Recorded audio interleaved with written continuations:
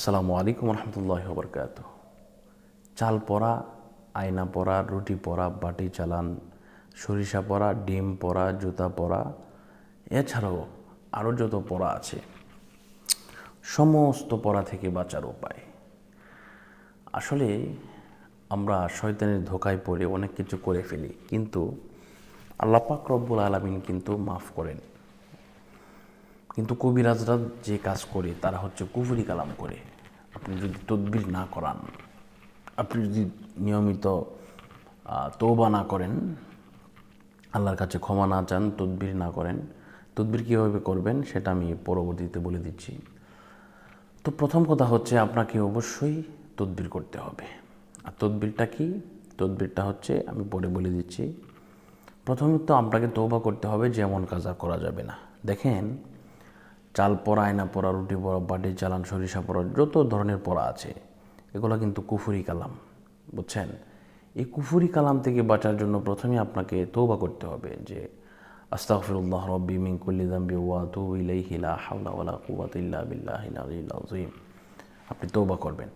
তওবা করার পরে আপনি অবশ্যই আপনাকে যে কাজটা করতে হবে, তদবিরের জন্য চেষ্টা করতে হবে। তদবির কি? তদবির আপনারা বুঝবেন না, ইনশাল্লাহ ফোন দিলে তদবির করে দেবো। এটা 3 দিনের জন্য করা হয়, আবার 40 দিনের জন্য করা হয়। আপনি অবশ্যই আমাকে এই নাম্বারে ফোন দিবেন, 016-430-63744, ইমো অথবা হোয়াটসঅ্যাপে বা সরাসরি।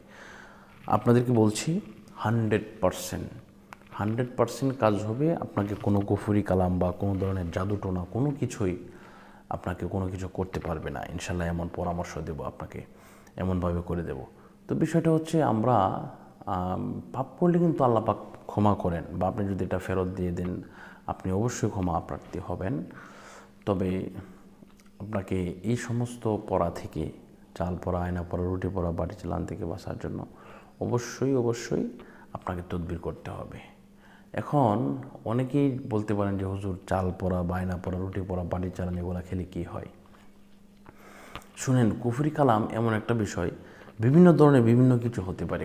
কারো আপনার কি বলে এটা, মানে চলে আসে, এই সে কথা বলতে পারে না, তার গলা দিয়ে নাক দিয়ে রক্ত বের হয়।